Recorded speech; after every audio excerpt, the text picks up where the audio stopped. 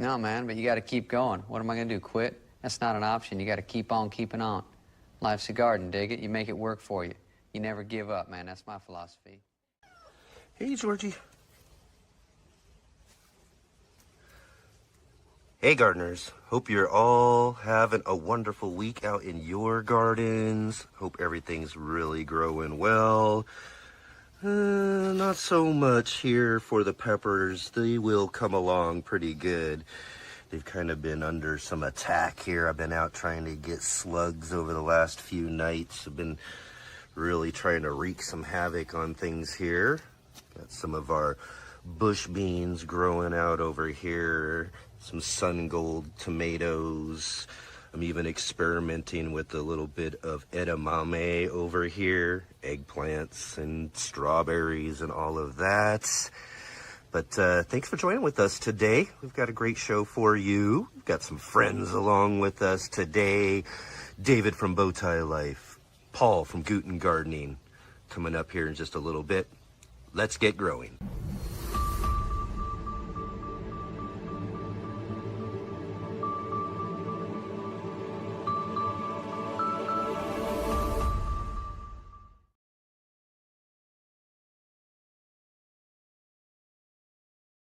All right, all my passionate plant people and garden enthusiasts. Welcome to the Let's Get Growing show here on the Urban Gardener channel. I'm Enoch. I'm your host today. And we've got a fun, great show for you just ahead for us in just a little bit here on the Let's Get Growing show. We've got David from Bowtie Life, as I mentioned, and Paul from Guten Gardening joining up with us in just a little bit. And along for the ride today in our conversation, we'll have the J-Bot as well, too, joining with us here in just a little bit, too. So, yeah, everybody, thanks for being here with us today. And if you can, real quick here, let's go ahead and, let's go ahead and click that like button, hit the thumbs up, as well as the subscribe if you haven't subscribed yet, the bell notification to be notified of all of our upcoming shows right here on the Let's Get Growing show. Definitely share with all of your garden friends out there and let them know about our conversations here on the Let's Get Growing show every Saturday and Sunday at 11 a.m. Pacific time, 2 p.m. Eastern.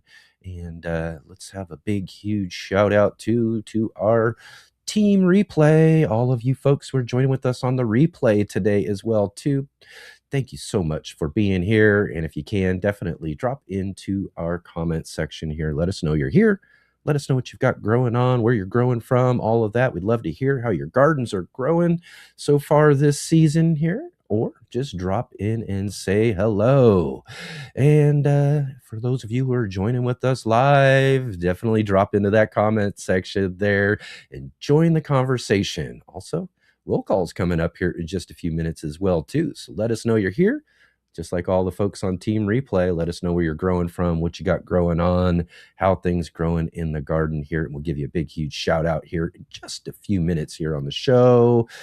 And also, too, we got our guests coming up here. So if you have any questions or comments, drop those in the chat, and we just might feature them right here on the show. Links down below as well, too. Go support our guests. Go check out their channels. Go subscribe. All of that fun stuff over there for them as well, too. And as I always tell you, I love to see when you guys go over to our guests and you let them know that you saw them here on the Let's Get Growing show. Drop them a comment on a post or a video or something like that, and let them know that you saw them here. It's a great way to support our show by supporting our guests. So definitely do that there for us. Awesome.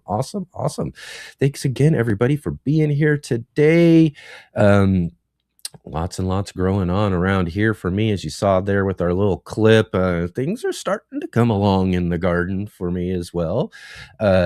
Just, as I showed with the peppers, I mean, they're finally starting to go. It seems like they were just kind of stuck in a state of stasis, not doing much of anything for a while there. And now they're starting to put on some new leaves. The stems are starting to bulk up just a little bit, which is really great because, as I mentioned also in that clip, I this is backyard urban gardening along alleyways. I've got a back patio, so we've got a lot of cement and rocks and crevices and places for slugs to hide, and those suckers are everywhere. I mean, I can't believe it. I've been out because I started getting some real damage, and I had to kind of keep reminding myself, get out there and start doing something and hunting these things down, and see what you can do to kind of help save some of these plants that have been getting eaten. So I've been covering some of them. I got these little covers that I try to cover them up with and everything in order to try to keep them from getting onto them and everything. And then also I've been going out, late night, at the end of my night, and going out there with a nice little cup and some little tweezers, and I'm plucking and picking them out of almost all of our little pots and growing spaces and everything. And over the last couple of nights, I swear I've had literally almost like a 3/4 of a like red Solo cup full of slugs that I've been pulling out of these pots. And I'll be out there again tonight seeing what I could get to as well. Try to hopefully save some of these plants. I grew I grew up a bunch of starts for some okra, because I wanted to grow some cool okra in a couple of different spaces. And man, those slugs love those. I think that's like the first thing that they've been going for and everything. Also, another little tip for kind of like a slug trap, though, as well, that I've learned over the last couple of years as well, too, is that, when you're out weeding and pulling out things from your different pots and your different plants and everything, and an area where there's a lot of slugs that are coming in, especially like where I've got my okra planted and all of that, what I'm doing is I'm taking just the little piles of those weeds that I've got, and I'm placing them kind of a little off from those plants, but near enough anyways, and the slugs will go right for those, especially that fresh plant and everything. And as I've been going out and picking the slugs everywhere else, it's been easy to really find a lot of them, because they just swarm all over those weed scraps that are just kind of laying there and everything too. So I can just kind of take them and pull them all right in one big old chunk, and then toss them with and get rid of them and get them out of that space there as well. But yeah, it's been fun kind of doing that. And that's kind of how you got to deal with them. You're not going to see what, you see the damage that these things do during the daytime, but you gotta go and hunt them and take care of them during the nighttime if you're going to try to find them and get them. And like, I'm sure again too, we'll see what I get tonight when I go out there and take a look for them from them. But again, things are coming along pretty good, for the most part. Most of my plants, most of my things are really going for the late start that we got with some things, and some of the things that have been kind of getting in the way of me trying to get most of my garden chores done. It's nice to kind of go out there now and see a lot of that progress and see these plants growing and really starting to take off. One of my big goals for this year, or at least, one of the things I just knew I really, really wanted to do this year was to grow a nice big pumpkin for my granddaughter this year coming up. And so the pumpkin plants are looking really nice. And so far, so good when it comes to squash bugs and those things that are usually giving me a lot of trouble in my back space where I grow a lot of the squash and the pumpkins and the different things of that sort back there. And so far, so good. Haven't really noticed anything. The pumpkin plants are really starting to take off right now. So I'm really excited about that working out. So we really got to take those, real positives and those things that are really kind of exciting and going well in our garden, and really enjoy those as we can. And we'll see what happens. I'm sure I'm yet to be inundated by some of those things, but we'll take care of them. I'll be right on top of them this year. Like I said, it's really my goal to grow a nice big old pumpkin for her. I know she's gonna be really excited. In fact, it's one of the many actually little words that she's starting to be able to speak right now, is to be able to start naming little fruits and things like that. And pumpkin is one of the ones that she can really say pretty good right now. So I'm loving it. So right on. Excellent, everybody. And yeah, let's check on and get jumping in here and see what we got for let's go ahead and do roll call. My name is Kevin. Yeah. That is my name. Yeah. They call me Kevin. Yeah. Because that's my name. Roll call. All right. It's roll call time, everybody. That means this is the time of the show where we give you all a fun shout out. So definitely drop into our sorry, drop into our chat here with us, and let us know where you're growing from, what you got growing on in your garden, and all of that. We'd love to hear about it. We're talking today with our guests about how our gardens are growing. I want to hear about how your gardens are growing here. So right here at the top of roll call, we also do want to say a big, huge shout out to our facilitator, Jay, the J-Bot. Good day from Huron County, Midwestern Ontario, Canada. Thanks, Jay, for all that you do. And everybody keep an eye out in the chat there for all of Jay's links and information and things like that here. Oh, can't forget, too, we'll have her on the show here in just a little bit as well, too. Right on. And let's see here. Oh, we got Shawnee's in the chat with us right now. Shawnee says, it's baking day here with the hope that I can transplant a tray of seedlings this afternoon after the soil dries. To be honest, baking day isn't going super well. Oh no. The strawberry crisp is too juicy. And let's see here. And the topping's sunken is mushy. Oh no. It'll be good with yogurt or ice cream. And then blackberry jam bars are cooling. I don't know if those are turned out. Oh my. Well, you know what? At least you're giving it a good try. Baking is not one of my, I've talked about this before. I'm not the best cook. I'm not the best baker, that sort of thing. But, we still enjoy what we can make anyways, though. Let's see. Shawty says, here in Minnesota, I'll be transplanting another round of tomatoes to see if I can get away with it. Dill, kale, basil, lettuce, tatsoi, and celosia flowers. Direct seeding sunflowers and cilantro. Excellent. Yeah, having another round of tomatoes. That's going to be fun to see there for sure.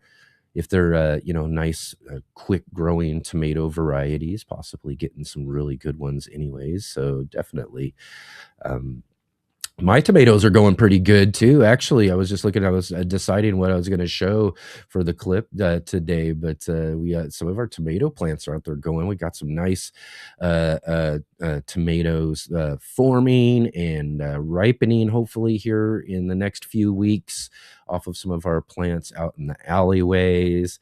Plus tons of little cherry tomatoes all over some of our different cherry tomato varieties as well too. So I'm excited about having a pretty decent tomato season this year as well too. Got Outlier Garden in the conversation with us here. Good morning, everyone. Excellent. Awesome to see you here. Thanks for joining with us in the conversation.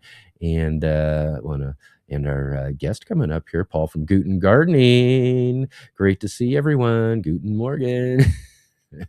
Great to have you and our other guest, David, in the chat as well, too, from Bowtie Life. Good afternoon to you. Great to see you here. We'll be chatting with you guys in just a little bit. We got Dusty Flats. Hey, gang, so cool outside. Not great for heat-loving plants, but great for getting work done here in Wisconsin. Awesome. Yeah. Actually, I was checking out Nate from Garden Like a Vikings live stream a little bit earlier, too, and he was talking about how it's the coolest summer season that he's seen in a long time. And even though our temperatures here in Southern Oregon are really, have been climbing and getting really, really hot around here. This last weekend was just cooking. We're looking at another one coming up here in a couple more days as well, too. But I have to say, we have not, I don't think, seen, I haven't looked to see the official numbers, but as far as I've looked and noticed or been paying attention to, I haven't seen 100-degree day yet here in Southern Oregon for us here in the Rogue Valley where I live. And that's pretty late. And I still don't see one in the forecast. So by now we've already had maybe a couple maybe 2, 3, 400-degree plus days before as summer is getting started here in the next day or two. Already over the last several summers, we've had just massive heat waves even before summer gets started and everything, and we just haven't really seen that here yet. So I have to kind of agree with Nate there that it is really the coolest summer that I've seen so far, which is kind of makes sense though too, as I've been also reading a lot about the transition from a La Nina to an El Nino pattern that we're going to be seeing here too as well too. So well, we'll just have to kind of see what comes out of it when it comes down to it. But yeah, I mean, I like the heat. I have no problem with the heat, but when it comes to the plants and the garden and all of that, having cooler temperatures, especially in that range of heat, 95 and above, is much better for them and going to help our garden out a lot better for sure. We've got our good friend Adam Burley joining with us here too in the chat. Hello, hello. He's just right up the road from me here too in Central Point here in the Rogue Valley, Southern Oregon. Great to have you with us, Adam. I hope everything's growing out there all right. You've been dealing with the temperatures all right, which, like I said, I'm sure the gardens are looking pretty good and enjoying the, I guess, somewhat cooler start to our summer as we're coming into it. Dusty Flat says, we will both plant out late tomatoes today, and I have a couple of volunteer potato leaf tomatoes I will let grow also. Why not, right? Exactly. Volunteers, literally, and I get several of them everywhere, and so it just kind of depends on where they pop up, that I kind of let them go and grow. So in the back area, I've got a couple that popped up perfectly in between some of the other ones that I was growing. So I'm going to let those grow as well too, because the volunteers always seem to do better than than the ones that I start up myself from seed. Our Prax cherry tomatoes that I grow each and every year from old Ray Browning's Praxis 55712 channel. Those I let volunteer every single year in our back patio space, and they're up and going and growing really great right now as well too. So I'll be looking forward to all of those. But volunteers are really the best when it comes to gardening. I mean, how better is it that they plant themselves, right? Wickershire, great to see you. Awesome to have you here with us today. 7A Tennessee. We have 3 melon types, 5 bean types, 6 peppers. And what is that? Peas are, oh, I'm not sure what that is. Sunflower, apples, 35 plus herbs, sweet corn, squash, cucumbers, watermelon, zinnias, marigolds, 12 tomato types. Lots and lots and lots and lots of great stuff growing over there. Love it, love it, love it. Thank you so much for sharing with us today. And Rebecca's Garden, hello, hello. Great to see you here. Thanks for jumping into the conversation. Let's see here. Wickershire also says, oddities growing, Tennessee, New Zealand, New Zealand spinach, 2,000 plus loofahs, cactus, wild mint, wild ginger, wood sorrel, plantain, broadleaf. Wow, this is so much stuff. Oh my, that's great. That's great. It says stuff that wants to grow, but I cull it every chance I get. Wow, look at all that. You gotta take that sort of stuff. Still though, 2,000 loofahs. I gotta hear more about that for sure. Becky's Garden says, I have a loofah that is getting decent size. Got to figure out where to put this volunteer at. A volunteer loofah for sure. Excellent.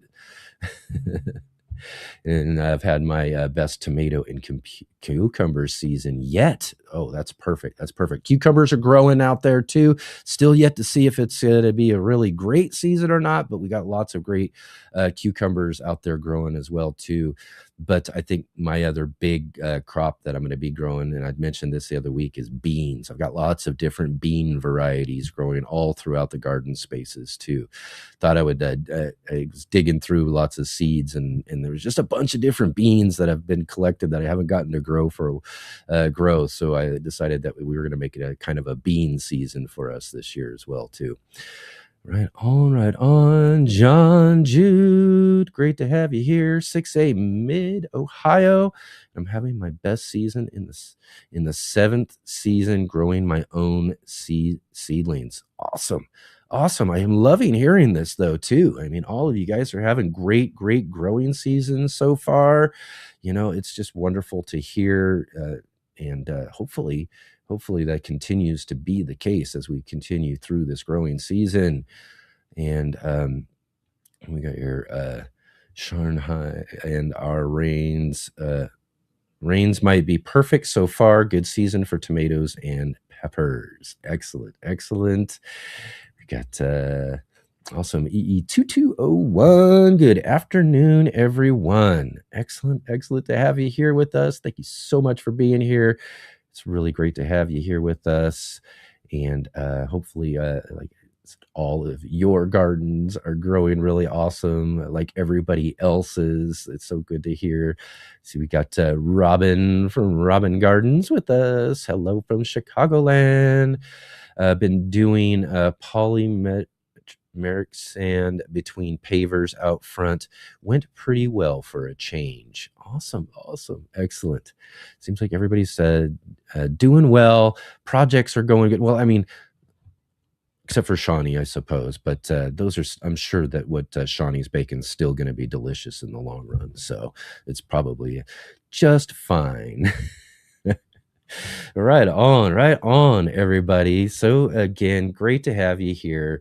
Thank you all so much for joining with us here. And if you haven't had a chance to jump in for our roll call here, definitely continue to jump in throughout our conversation today and throughout the show in the comments. Let us know you're here. Let us know where you're growing from, and also to definitely drop in your questions and all of that sort of stuff, and we just might feature it throughout the show. So right on, everybody. Let's take a quick little break here real quick. We'll be right back here to get started with a nice little fun kind of Saturday roundtable. Hello, let's get growing live gardening community. I'm Charles Malky, biologist and co-founder of Ivy Organic brand products.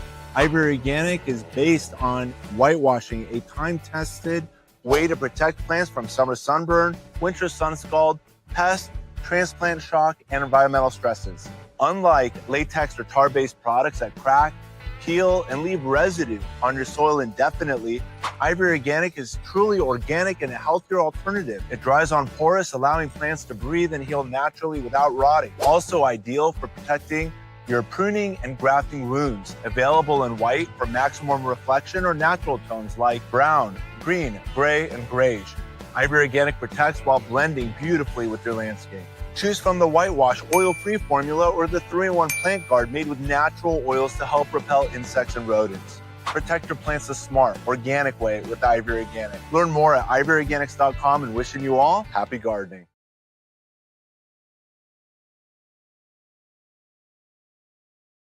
All right. Back at it there.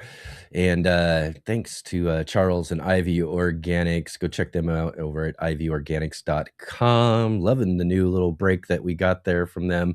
And go check out some of that 3-in-1 plant guard. Go order some there and use our promo code GROW10 and get 10% off of your order over there at ivyorganics.com.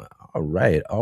And real quick too, just to let everybody know, and our breaks and all that sort of stuff, and we've kind of been doing a little this and that, not our regular shows over the last several weeks and all of that, but everything should be getting up and running here in the coming weeks. And in fact, for those of you who are wondering what happened to Brandy in the garden trivia, she'll be back next week for garden trivia, and we should be getting things off and running back to normal here as we get moving forward into our summer garden season. That's right, it's summertime now. I mean, here we are. It's summer solstice this evening, and it's great to kind of get the summer season started. And not only that, get the summer season started with our good friend, the J-Bot.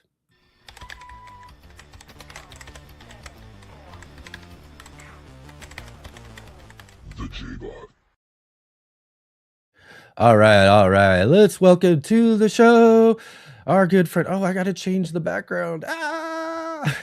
That's okay. How's it going, Jay? How are you doing today? I'm going well. Very, very tired. Very, very busy in the garden. Uh, I guess the main theme is that plant seeds are better out of the package and into the soil, because that's kind of the level of thinking and planning I'm at right now. Is I just literally go plants in the soil, seeds in contact with the soil. Yay, good, Yeah. and the level of planning and thinking is Yeah. not much past that. Yeah, yeah. Quite nearly almost chaos gardening, right? Where you just got to just throw it out there. Yes, yeah, pretty much. I guess the thing is, I was quite unwell this spring, and some of the reasons that some of you didn't see me in the front of the camera was the illness that I had was deeply affecting my voice and my ability to not cough and throat clear to the point that people are like, "Are you all right? Are you Yeah. okay?" in Yeah. real life. So it made it hard for me to kind of be in front of the camera to help support the show. But that is mostly passed on now. So that means that I'm back. Yes, indeed. Well, that's awesome. That's awesome. It's so great to again to, for one, hear that you're feeling better, things are going better and all of that. And it just seems to kind of right line up with everything else too, because during all of that sort of issues you were having, we were also having issues as a show too, and all the different things going on. And then my own stuff too. Again, it's just life is life, and we're trying to keep up with things around here and all of that. So producing a show like this can be kind of, it's a bit of work in itself, on a regular basis, just on a regular showtime and all of that. But then to pile on all of this other stuff on top of it as well, too, is kind of, but you know what? It's time to get things back running and get things back to normal. And it's so glad that everything's just kind of timing out well, too, as we're kind of, approaching or landing into right now our summer growing season. Yeah. And I guess the thing is, it's all details about what all happened in those weeks and months. But the key thing is that we're all here in the audience, and we know we're adult enough to know that life intercedes in a whole bunch of ways, that even though you're doing your very best, sometimes your plans don't quite work out. And the key thing is that we are back, we are gardening, we are enthusiastic, and like Mm-hmm. I say, seeds in the soil. And I was just basically putting them in. There was a little bit of method to it because I have enough experience to know things like put tall things in the back on the north side, things that need trellises, try to put them in a place where they're going to get their support. Gratitude that I was becoming well enough to do it, but still recovering. So gardening was a positive thing in my life, but it was a bit of a strain to keep up. Yeah. And I was focusing on that for quite a while. And that's fabulous for my garden, that it's all in and things are going well. But I kind of neglected my home garden. So now I'm trying to catch up on stuff at home so that it is tidy and orderly at home.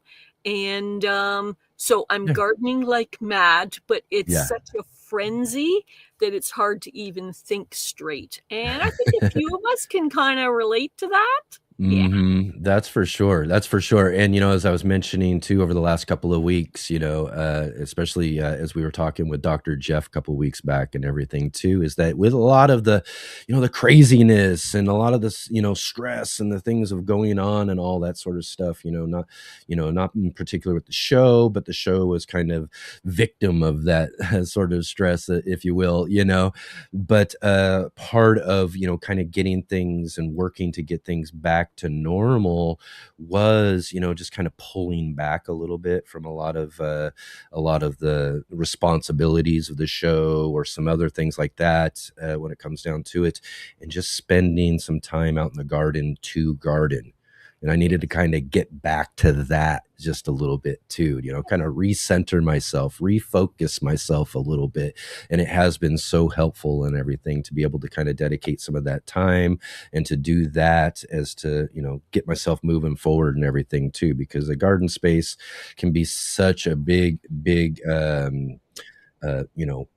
way to really kind of get yourself back on track, to get out there to, spend time with your plants and your garden spaces. It just kind of helps reformulate the plans a little bit, give you time to kind of slowly think about things. And, like I said, just kind of recenter myself a little bit. And that's been just really, really probably one of the best parts of this last couple of months as we've been kind of dealing with some things and stuff, is to be able to spend that time in my garden space, dedicating my time to taking care of certain things that were the list was growing and kind of outpacing my ability to take care of the things on the list, but to be able to get some work done, get some things done, see these plants growing and all of that. And we might be under some attack from some slugs right now, but even getting out there and doing those sort of things is really kind of helpful as well too. So it's just, all in all, things are getting better, things are getting awesome, things are growing good. And it's really, it's just really time to really enjoy this summer that we're about to have. And I'm really, really kind of excited about it. Yes. For those of you who are with the channel for a while now, you know that I garden in a tiny home village, and we have community gardens out there. And normally in the spring, I'm helping the public areas in there, but I'm also helping people reset and get their gardens in place. And this year, because of my own health problems and trying to focus on getting my own gardens in place, it's had to be less of that. Last year, I actually started quantifying how many I'd helped. And of the 44 garden plots that we have, I helped 14 of those for substantially, meaning more than 100 hours or more in the season. And I'm not like checking it off precisely, but that it was substantial amounts of help.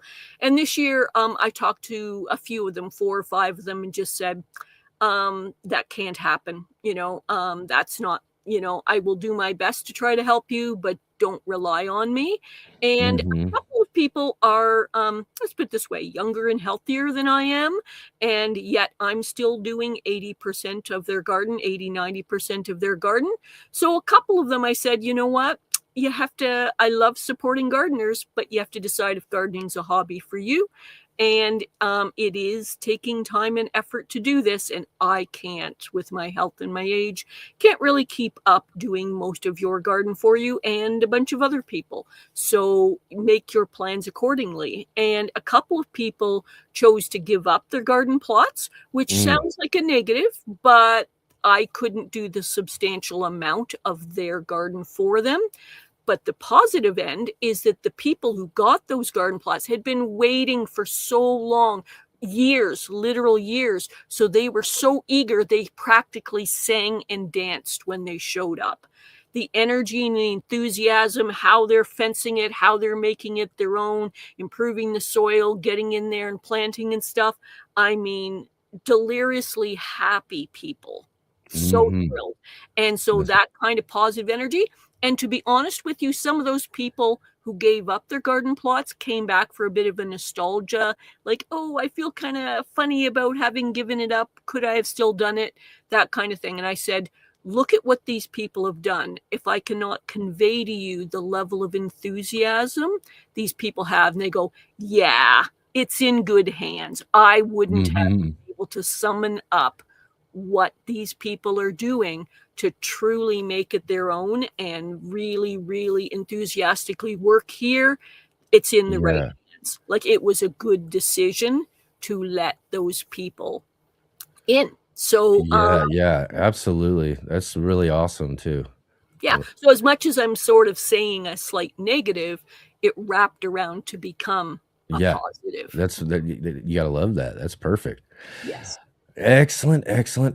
Well, you know what? We got a couple of guys hanging in the wings here to have a fun conversation with us today. So we're, like I said, we're going to do a little bit something. We usually do them on Sundays, but let's have a little Saturday garden roundtable.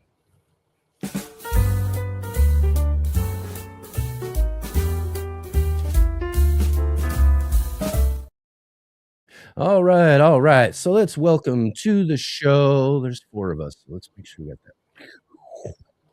Welcome to the show, Paul. Guten Gardening. Hello, hello. Hey. And it's David from Bowtie Life. Hey. What do you got going on over there, Oh David? my gosh. You have no What idea. are you doing? You got so much. I'll tell you what. Let me show you something here. This is very cool. I planted something from seed. I have never planted from seed before. Let me Good. just hold it up here to the camera. Can you see that? What do we got? It's got I a can't looks like a blade of grass. Yeah. This is an amaryllis grown from seed.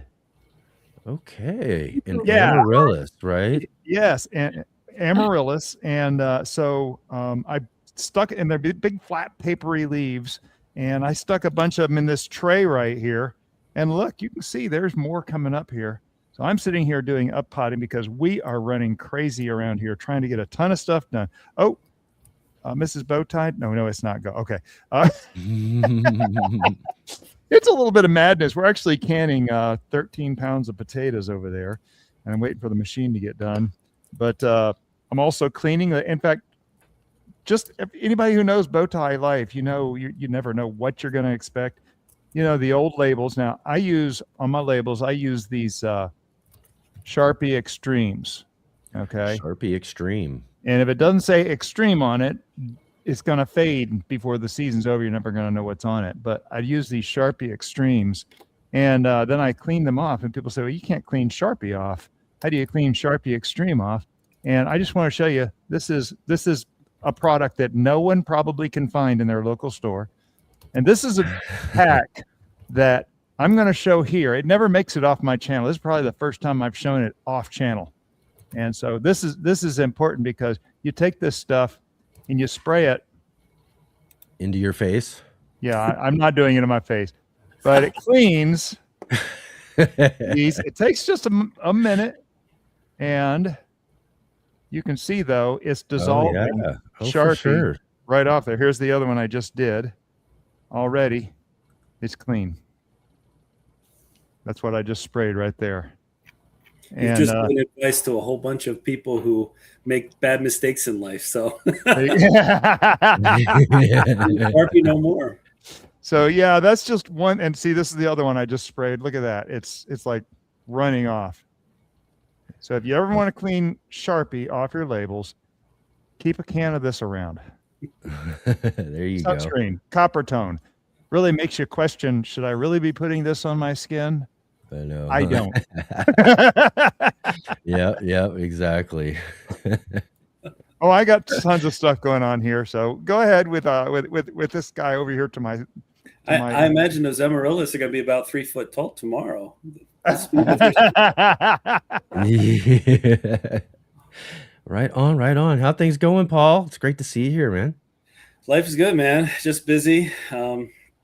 Trying. I appreciate what Jay said. I'm just trying to get things done. Late start plus minimal time equals I got to get stuff out there. And I had the benefit.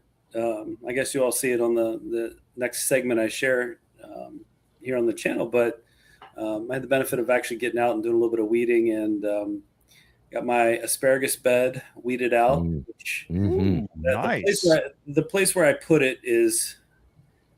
It's a place. I've typically grown onions and such, but we have so much. It's a marsh behind our house. We have so much weed pressure from there that, I mean, it's just it can be nightmarish. So I thought maybe I'll put something in there that, I mean, you've seen asparagus will just you got to burn it to kill it almost. It seems like so. I got pretty good results, and it's really awesome to see once I got everything weeded out there. So. But it was nice. I got out about 4:30, 4:45 in the morning. Nice. Got to spend some time out there. It's just the peak of light and the peak of mosquitoes, and it was just really nice to be able to get out there. But yeah, just busy times. I think we've all been going through the same thing. Mm-hmm. For sure. Yeah. It is a busy time, ramping up to our summer times for sure, and yeah, again, as I was mentioning with Jay just a few, it's really nice again to be able to take and spend some time out in the garden space and just kind of get lost in all the plants and the gardens, and to be able to kind of reset and get things going back up again. So I'm looking forward to what we got coming up here now too, as well. So it's kind of, being out, getting things done, but now also kind of re-energizing yourself and feeling like, oh man, this summer is really great. And also as I was going through comments and all this too, it just seems like everybody's really having a pretty good gardening season so far. It's really great to hear too. Yep. Absolutely. I think one of the things that's so interesting about this year in particular is I've never wanted to be able to freeze time more than I have this year, just so I have a little bit more to do the things I need to get done. Mm-hmm. But, so you can't, so you prioritize or do your best to prioritize, and whatever that looks like is what happens. Right, exactly. So besides what you got going on there, David, what's been some of the biggest projects you've been doing there in the Bowtie Garden? I know we can kind of, I will mention too, I mentioned in the garden right there for sure, but let's really acknowledge one moment here too, what everything going on behind you as well too.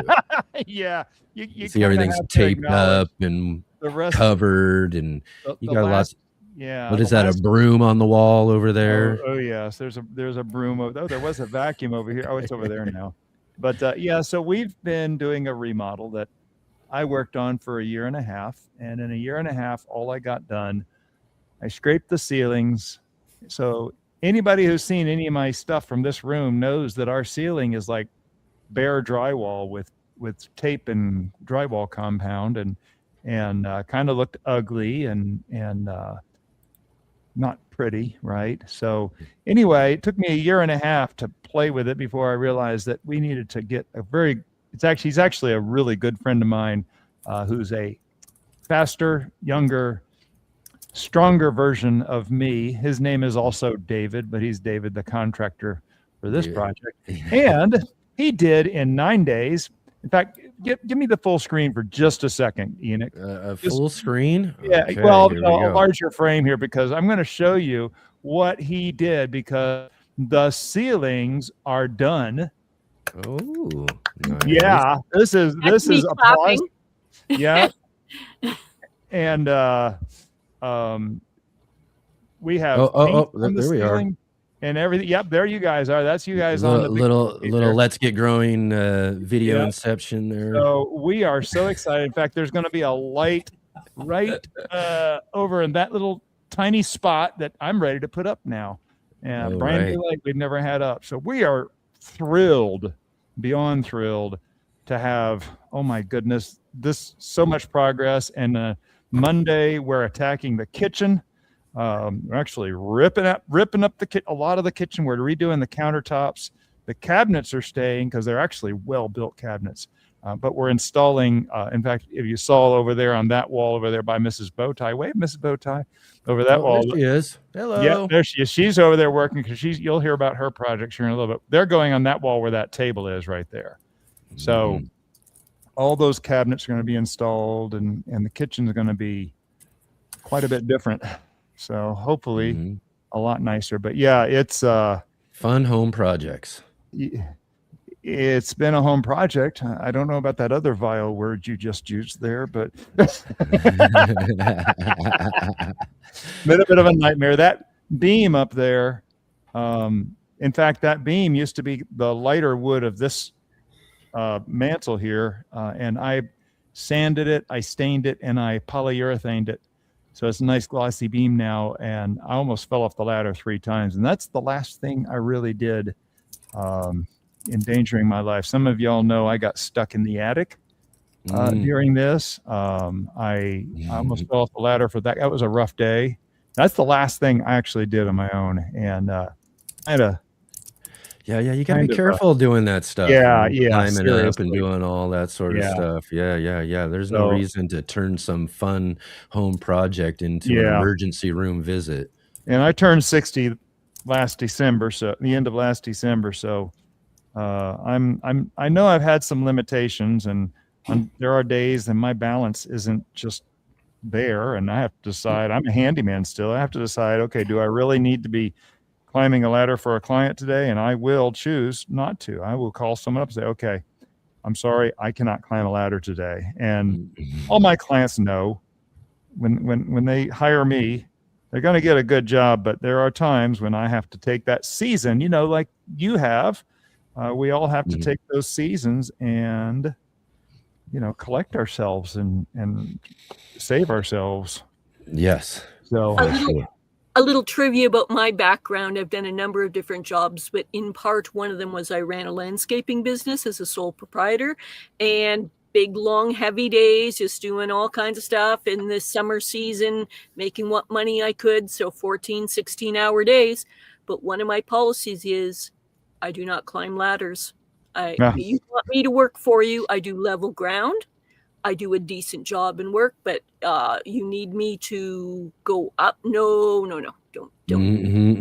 What? No. I'm sensible about how klutzy I am, my age, my disability, and just said, please, I can give you some names of people who climb, but this monkey doesn't climb anymore.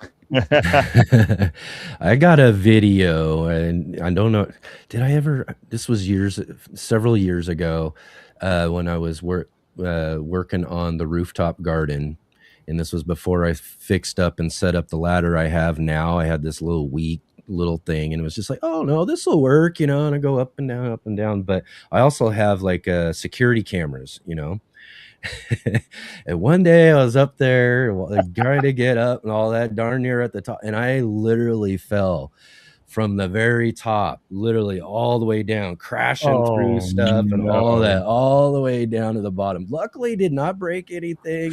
If you see the video, I ever find it or play it at all, or if you could, you would think that something had to have, like, did you break your head, the bones, ribs, something like that? But no, luckily, I got down on the ground and I was like, and I get up and I'm like, oh my God, I think I'm okay. Some scratches and some bruises and some things like that. But man, falling off a ladder is not a good deal at all, especially when you got a crowded space like I had back there and there's so many things to fall into, right? Yes. Yeah. You know what? I have I don't have a fear of heights. I just have a fear of uncontrolled heights, where there's not something that I can latch onto that says I'm not going anywhere. In the younger days, I did some work for my uncle, and he did roof replacement, etc. And those steeper roofs, the 712s. I had an instance. Just thinking about it gets me weird. Yeah. We were putting a mobile home together, and the mobile home came in two parts. You had to raise the roof, and then put everything together, and then and it was pretty steep. But I was there with two other people, and they asked me to take the tar paper and throw it off the roof, and so I did, right into the ladder, and knocked the ladder down. So all three of us are stuck on the roof trying to figure out how to get down. People driving by, of course, nobody's stopping, and one of the three of us, I was not the one, climbed off the side of the roof there at the apex, and was able to reach down and get down and jump down and then put the ladder back up. But I picked the one spot in a 50, 60 foot long roof to throw that tar paper off. And I think that was the last time I was on a roof, if I'm not mistaken. Yeah. I like your point of let's see here. Will Dog says, I don't have a fear of heights either, just the sudden stop at the end. No, I'm telling you, I have a really incredible fear of heights. Yeah. Luckily, my little rooftop garden isn't too high up, and I'm kind of, and I kind of agree with a certain point. Like, if there's something underneath of me, you know what I mean? Like, I love going up, and I've been hiking on the top of mountains. You know what I mean? And looking up mountains. I've been on the top of a couple of tall buildings, like our good friend, Mr. NBC.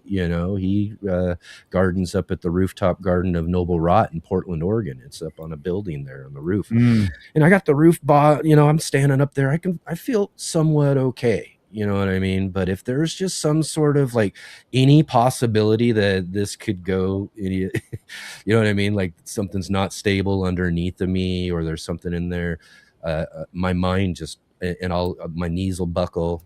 Mhm. You know what I mean? That Oh, whole, yeah. like, I got to grab Mhm. onto something, you know. I've had a couple of really embarrassing moments because of my fear of heights too, as well, too. I've got a fear of heights as well. And now I ran a marathon 14 years ago. Actually, I ran 2 marathons in one day. My first one, my last one. Mhm. And I did a Yeah. lot of hip and knee damage. So I have Yeah. days when my hips and knees just don't quite work right. tell And you- I have to decide if I even want to go up a ladder that Oh day. my gosh. I'll tell you, one of the weirdest senses of my fear of heights happened in the elevators of the Empire State Building. Yeah, I've been up those. Yep.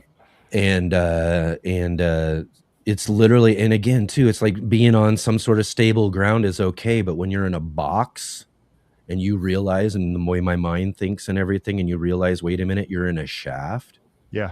right? And everything below you is just Yeah, exactly. straight on down, That's the right? key thing, yeah. And then you watch that elevator go 20th floor, 30th floor, Mhm. 40th floor, and you're starting to realize I'm 40 floors up in a shaft. And literally, and like I said, one of the most embarrassing, I'm in an elevator. It's full of a bunch of other tourists and the elevator guy, because it's one of those buildings that has an elevator guy who runs the elevator. And I'm literally, my knees buckle. I'm in the corner of the elevator. I'm holding on to like somebody, like, I can't do this. I wanted off that thing. It was so embarrassing. I was like, oh my gosh.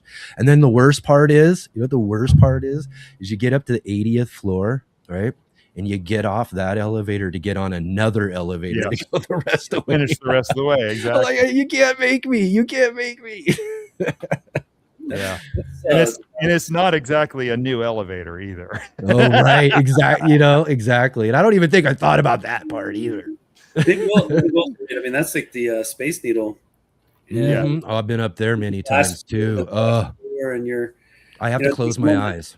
Yeah, it takes a moment where you're up there. It's, to me, when I'm on an airplane, I don't have a problem. You're looking out, but when an airplane does a steep turn and you go straight down, that's different somehow. Put a hand on the wall. Anchorage, Alaska. Anchorage, Alaska, in the middle of winter. Okay. You're taking off to go to Seattle, and you take off to the north out of Anchorage, right? But you got to go south to get to Seattle. So it takes this massive bank turn right up what is the big, like, massive water that surrounds Anchorage right there, with icebergs floating in it, and you feel like you're sitting still. The plane feels like it's sitting completely still as it's making this big turn right there, and you're looking straight down at this water. Oh my gosh. To Big Will's comment in there that Paul mentioned about the glass floors above heights, you know, I've seen videos of, but not seen ones in. I'm afraid I don't know exactly where, but Grand Canyon has one. Asian countries and stuff, they have ones where when you step on them, they are sensorily connected so that it will look like it's shattering as you step on those glass floors. No, it's looking like it's failing as you walk along. Yeah, that's just for fun, I guess. That's just something I can't do. But I lived in the Seattle area for many times and gone up that Space Needle so many times, Paul, and I totally agree. It's just, and for me, I literally have to like grab onto the side and close my eyes. And just wait until we're up there, and then I'm good, because I can't watch, because it's a glass. I can't watch it. And then even being up there, I'm like, I'm on the edge, like that. When we went to Germany and then drove around, the various countries, one of the things we did was to go to a lot of the cathedrals, and it's really interesting. Most of it is about climbing 300-400 steps and then looking out and seeing the view. But by the time you climb 300 or 400 steps, your knees are already shaky, and then you add that element, and then you have to walk back down. It's an experience. Yeah, that is walking. Like you barely walk. There's like rubber legs. But, you know, some things you just got to do though, too, in some senses, you know, like, again, you know, I might be afraid of heights, but like if you're in Seattle, you got to go to the Space Needle. I mean, I've been up there for dinner a couple of times, and you get to go cruise around and see the whole city like that. You got to do that stuff. You got to go see these cathedrals. You got to go see these things and have the experience and all of that, you know, when it comes down to it. But I just got to be real careful. Because again, my fear of heights is literally, it'll get to the point of embarrassment. I'll literally get down on all knees and start crawling. I got to get off of here. Yeah.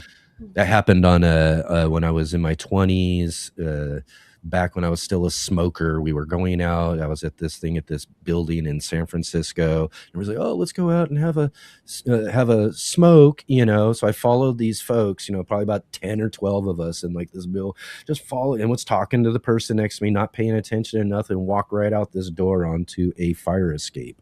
Oh. Got out there and I looked, and then it literally took me like just a few, and we walked, and I have people, so I'm walking with them. I'm out on this thing, and I'm like, and I literally, I dropped, grabbed, I was like, you got to get me off this. Get me off of this. You have to get me on. Get me. I'm going to start. I was going to start.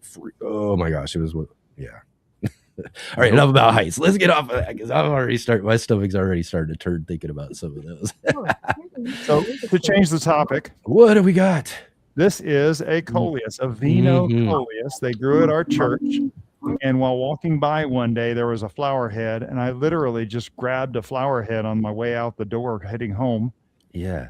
I held all the little seeds in my hand, and it's really a very nice specimen. You can see it's got all kinds of roots and everything. Mm-hmm. But it's a really dark. In fact, you can see how dark it gets. Yeah. It's a really, really dark leafed coleus. It's a favorite of Mrs. Variegation in it.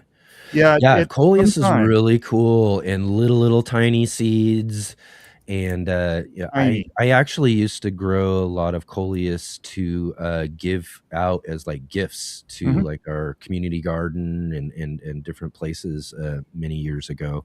And you spread them out in there, and you get the little starts, and you got to pluck them and then put them in their own little, and then you get all these cool little different varieties of them. Coleus is really cool. I haven't grown them for a while though, but I should do that again. Well, these are the first ones I've ever grown, and I am mega pleased. And I'm actually, you know, we're talking about last week was National Garden Week, and I did a lot of stuff as far as awareness and getting things and planting seeds, but one of the things we did, we actually donated a whole bunch of plants to the local garden club for their plant sale.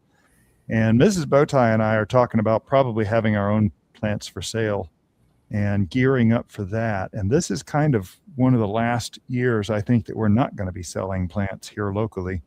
But with National Gardening Week, you know, doing things like this, I want to be able to donate to the garden club. Maybe, okay, I'm saying it publicly. If I can donate 100 plants next year to the garden club's plant sale, I would be ecstatic. And so, yeah, National Garden Week was the 7th through the 13th this year. But anyway, so I'm kind of getting prepared for that. And I have a collection of plants in the garden I can seed or cut cuts from. And in fact, I have a Chapel Hill Gold Lantana. That's this beautiful golden flower, and it's a shorter plant. It only grows up to about 2 feet, but it's beautiful, beautiful gold. And I'm hoping to. I took 2 cuttings of that, put them in a cup just like this, and they took. I mean, just immediately. I was shocked. Oh, wonderful. How great they look. So, you know, don't be afraid to get out and grab some seeds off a plant you're walking by while everybody's looking, and snag up seeds when you can. Let's see, Robin Gardens was in there asking, question for Paul, how are your potatoes coming along? I didn't grow any this year. I was gonna a year. I tell you what, everything is looking great. I think everything's looking very healthy, but this year I saw adult Colorado potato beetles earlier than I've ever seen them, and it has been a fight this year. Oh my gosh. especially on the north side of my garden, which, for whatever reason, I've got potatoes in various spots, but I have been clearing them off. You brush them off with a broom into a bucket kind of thing, but then the babies are a little bit harder. So a little diatomaceous earth, and then it'll rain, then a little diatomaceous earth, and you're just trying to get rid of the babies. But that has been the big challenge this year. But beyond that, they still all look quite healthy. And I think this year I lowered it a little bit. I think I'm growing 8 or 9 varieties this year. I have to go back and look and see how many I ended up actually planting. But yeah, I'm actually getting closer to the time where we do some fall planting as well. Not in the not too distant future, because we got our garlic that's going to come out here in a couple weeks. And that'll make a lot of spaces. I planted more garlic this year than I've planted in the past. Yeah, Absolutely. Lots of garlic. Yeah, I'm very excited about that. We've actually been harvesting it early, so kind of green garlic for it's varieties that aren't even meant to be harvested early, really, but just harvested along the way. We got our scapes about a week and a half ago, and Nice. so I actually took some of the scapes and put them in vinegar, and using that as like a little. I just cut them up finely and then put them in the vinegar and use that as a little addition to salads and stuff like that. And then Ooh. Oh, rest cool. I've been cooking it up with. I've been making a lot of mashes, or not mashes. I don't know what you call them there. Basically, I chop up potatoes really finely, and I had like hash kind of thing, and then I add the scapes to it, mushrooms, all kind of stuff to it. But I've been using them a lot in that too. So. Yeah, about to free up a bunch of space in the garden though when I harvest the garlic. Yeah, Shawnee says #garlic 2026. Big. Yeah, I didn't grow any garlic this year. I didn't either. Same. Yeah, which is Nope. something, because I'm always growing a bunch of really good. I have to. I mean, I will kind of say I kind of grow garlic with my friend who grew garlic this year, but I didn't personally grow any garlic in my spaces this year like I would normally do. I did have a few volunteers from from one that I left behind, a couple that I left behind, and I think one of them was an elephant garlic as well too. So I left behind something like that popped up, but it wasn't much of anything. So the cool thing about elephant garlic. Oh, I'm sorry, Jay. Go ahead. Go ahead. No, finish. I was going to say the cool thing about elephant garlic, it has these corms underneath the garlic. When you pull them up, there's little nodules. And I remember leaving them, and I also remember every single one of them sprung up the second year as another garlic. And I thought that was the coolest thing. But we haven't planted garlic for 2 years. So I'm just going to slide back to the subject we were having just a minute or two ago about potatoes. And I sort of planted potatoes and kind of didn't. Again, kind of a franticness of just getting stuff in the ground while exhausted. So in my sloppiness, what I call sloppy harvesting, I deliberately leave potatoes in from the previous year, which is a big controversial in my area because they may not survive our pretty harsh winters. But I had a whole bunch of those and was able to actually transplant some of those plants, spreading them out, making a bit more space, and having potatoes already established. And then I took potatoes that had eyes and stuff like that was left over in my spring larder, and basically shoved them in the ground and put dirt over top of them, patted them, wished them well, moved on, because there wasn't a lot of time for fussiness. So we'll see what happens about the potato harvest. But that's for my thing. But you have a project going on today regarding potatoes, Dave. So, Dave, can you tell us a little bit about that? Well, we had our potato harvest the other day. In fact, there's a video coming out. Didn't turn out as great. I actually planted some Yukon Gold. It's our favorite potato by far. And I ordered it from Haas. And I'll tell you what, I didn't realize Yukon Gold, I mean, they were huge. Some of them were enormous. So I thought, we'll cut them in half. All the ones that I cut in half did terrible. In fact, most of them didn't produce a single thing. I couldn't even find the remnants of a seed half in there. And so, number one, I know that my personality probably isn't the best to be growing half a potato. All the ones that I did whole, which were smaller, all the ones I did whole did great. I mean, just absolutely great. In fact, I had a bunch of little nubs, just little tiny bits and pieces left over from the previous year. And I sent a picture off to a friend. I said, should I even bother with these? He's like, no. And so they sat there, in fact, right over here where there used to be a table over here. And they sat there for like 2 more months. I'm like, you know what? I'm planting the new potatoes. I'm going to stick 30 of them in a 10-gallon grow bag. And I did. And I got a pile of seed potatoes that are now over there in the window, going to be for next year. I was really surprised. I got nice seed potatoes out of those little nubs. Most of them didn't even have eyes. And so many of, and they all, almost every single one of them, they sprouted a plant. But get this, they sprouted a plant like after all the other potatoes had done their growing and were already dying back. These things finally decided to grow. So like really late in the season, they grew, and they were actually green when I pulled them because it was harvest time. But I got so many seed potatoes out of it. I thought, you know what? Next year I'm going to do this again. I'm leaving those until they die back and see what all I can get out of them. Because and the video that changed my mind about that was Self-Sufficient Me. He planted a bunch of potato peels and got seed potatoes out of peelings. So anyway, all that being said, like Jay said, back to topic. Oh, and I see it's got 1 minute on the timer now. We're finishing canning almost of potatoes over there. Yeah, and that's how we do. We've done the other thing here in Florida, though. It gets hot, humid, and everything else, and it ain't a good thing for us to try to find a place to put them, wrap them in paper. There's no such thing as a cool room to set things or dry for that matter. And we actually, the one year we did the garlic and the potatoes, we spent 2 years fighting a moth invasion that was like something out of a horror movie. So but yes, I'm about to have to go and swap the next batch into there here momentarily. But anyway. Yeah. Potatoes, though, I didn't, and one of the things too I want to get back to do, I think I'm going to do this next season, is start doing my container potatoes again.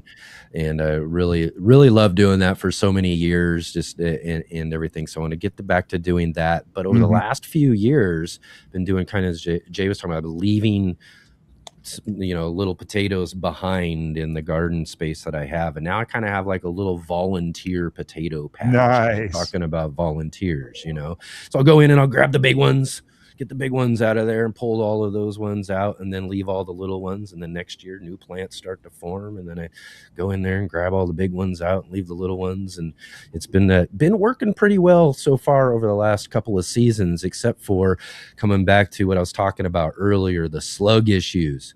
Man, slugs love potato leaves too, man. And they're all over those potatoes, and I have to go in there trying to save some of these ones. Some of them looking pretty good. There's a couple of different varieties kind of intermixed to each other, so you can tell the difference in the different greens that are popping up and all of that too. But I always love the biggest, funnest part about, I don't know if it's fun sometimes actually, because I got several harvest videos and everything about growing potatoes, right? And you might agree, Paul, is that a root crop, right? You grow it, you have some big old beautiful plants coming up out of everything, just looks amazing. You're just like, ooh, I can't wait to get into this and see how these are. And then you get in there and you got maybe like this little tiny little what? Oh no, you know what I mean? And so it's it's one of the more interesting and I don't like to say fun, but gardening's fun in the long run and it's all great. But is growing something that you just don't know what's happening underneath. It's just it's a mystery until the day you pull them up out of the ground, right, Paul? That's true. I mean, that's one of the reasons why I love those and our sweet potatoes, and just harvesting both of those is that experience. But I'd say I've been really fortunate in that I've been able to contact a couple of people I certainly consider to be experts in growing potatoes and garlic and those types of things, a couple different companies. And That was a good series you had too, Paul. I watched every one of those. That was awesome. I actually called this Jim and his son, Jim and Caleb from Woodbury. I actually called Jim the other day to ask him another question. And one of the things that's so nice about, I can't call it shopping locally because he's in Maine and I'm not in Maine, but talking to the family-run businesses or like Keen Organic, Keen Garlic, is that they take the time, they sincerely care about, making sure that the people that they're working with are successful, and they provide incredible advice. And those folks are so busy with everything else, and yet they'll take a phone call from me, or I'll be able to swing by if it's Keen Organics. They're fairly local to me, and I can swing by and talk to them. And it's absolutely incredible to be able to talk to somebody and say, I'm just learning. What am I supposed to do here? What's best practice? Why am I not getting this result? What should I do here? And these are people with 30 plus years of experience in their field. And so I've been really fortunate to be able to have those connections and to be able to talk to them. And on top of that, I've been getting some really good product from both of them that I've been really happy with. So no, I'd say that's a benefit. I'll say we all have our different pests. We have some slugs here, and typically they hit our cabbage. I mean, that's the go-to here. That they tend to like brassicas and what have you, but I don't have to deal with that nearly as much as other people. One thing that I'm nervous about, and I don't know how much you all have had to deal with it or know too much about it, but a friend of mine, a colleague at work, just told me that he discovered a ton of the jumping worms, and they travel pretty far pretty quickly. I'm doing a little bit of research. I have not had to deal with them yet. Me either. But as a pest, it sounds like they're headed in my direction, given that he's not so many miles from me. And it's those little things where you just, as far as I know right now, they don't have any good treatment, certainly any organic treatment other than black plastic laid down to overheat the soil. Yeah. Called solarizing. I'm not sure what it's called, but basically, I mean, it's like there's always this something that you're going to be on the lookout for, that you're going to have to prevent and decide what percentage of loss, I guess, is acceptable. How hard are you going to work on this one thing? The contemplation of it for one, and then just kind of gearing up for how you're going to deal with the reality of it when it comes down to it, right? And absolutely, and you can't really know until it's actually there and you are dealing with it, right? And how bad it's going to be, or maybe the opposite. Maybe it isn't going to be as big of an issue, that sort of stuff. You just won't know until you actually got to start experiencing those sort of things. And I've been hearing about that one for sure, and been not looking forward to having to run into my first one and that sort of thing. And then, with the realization that, here they are. What's going to happen next? What does this mean for the garden space now? And that sort of thing. It's just really, it's so wild. It's so wild to think about. We have the red wrigglers here that we use for their castings, and that's wonderful. But it's hard to imagine a worm that's going to be non-beneficial for the garden, and when you spend so much time thinking about just how much good they typically do, for the breakdown of the soil, the nutrients, not nutrients per se, the quality of the soil in general. And actually, I'm surprised at how hands-off things have been about not identifying and trying to do something about them. Individual gardeners have taken on a project of how can I identify them, how can I kill them, but it's really doesn't seem as if the authorities are really taking it as seriously as they should, because essentially, and I'm oversimplifying here, the Asian jumping worm is very negative to the organic matter in our garden, as well as the native worms. So what do we need to have nutrition in our garden? Essentially, native worms and organic matter. And Dusty Flats is mentioning here in the comments, and I'll try and highlight that in a second, that Brian Siebert is an individual gardener who is regularly on Gardener Scott, and he's kind of taken it on as his project to try and do some experiments about it, because he tried to research it, he tried to find things, and very little out there. So I'm not necessarily saying his methods are the perfection or that he knows a lot about it. He's an individual gardener distressed about the lack of solutions out there, and so he's in there trying to get ones that we could individually use. Well, it says, I mean, I did a little research into it as well. They spread something like 17 acres per season, whatever that means, and however far they crawl or grow in a year, but just how detrimental they are to the organic matter. When they describe that their castings are more like coffee granulars, like the grains of coffee. I just, again, I think that's something we have to be concerned about. And the cocoons and everything that they're laying, I mean, that they're just, the proliferation is going to be there. And so that's one where it's been on my radar, but when I hear about somebody near to me or nearer to me who has it, then I think, okay, here we go, here's the next thing. And what's that? And a lot of things what we're noticing in this area is our winter was cold here, but it wasn't cold to the degree that I think we typically have.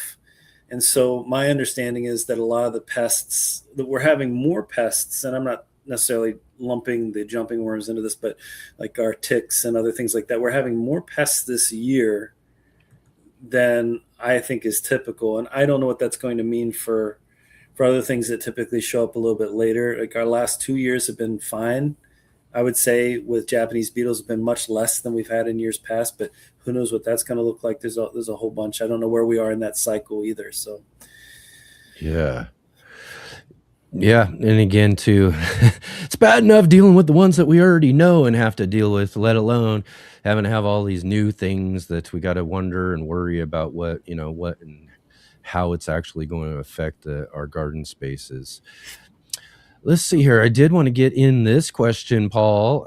Shawnee was asking just a little bit earlier because you were talking about harvesting up your garlic. She was wondering what you were planting next after the garlic. Do you have a follow-up crop for that space?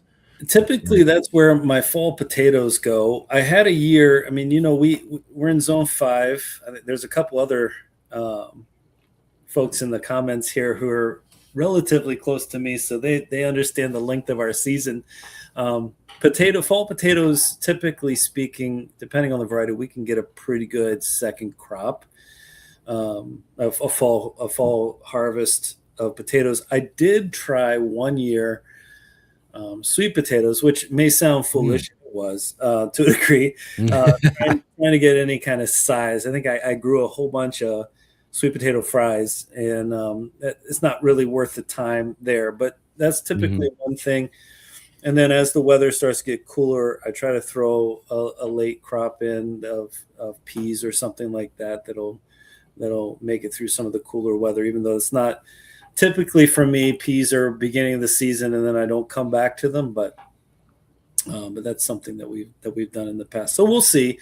But I have 4 beds this year filled with garlic right now versus the 2 that I normally have, or 1.5 that I normally have. So we'll have plenty of space to try out some new things. I've done a little bit of planting of broccoli later in the season too, but I don't know. Yeah, some different brassicas of sort, and trying to get them ready for the cooler season in a couple of months. That's what she mentions there. She likes to plant some cabbage transplants or bush green beans too. That's another good idea. I've got a bunch of bush green beans that are going to go in too. That's true. Yeah, those are really great. Awesome. Yeah, right on. Let's see here. Sorry, guys, I'm a little distracted. All right. So, anyways, summer season coming up. Anything you're looking forward to this summer at all? I mean, is any big summer plans that you guys got? Well, I'm leaving in 2 days. I'm going to drive down to Maryland and spend a little bit of time down there. My family's already down in that, or going to be down in that area. This week I've been on my own getting work done around here. So, but beyond that, just a lot of work in the garden, and a lot of harvest. Hopefully, good harvest coming up in the not too distant future. Yeah. So those are the big ones for me. No big trips or anything this year. What are you looking forward to harvesting the most?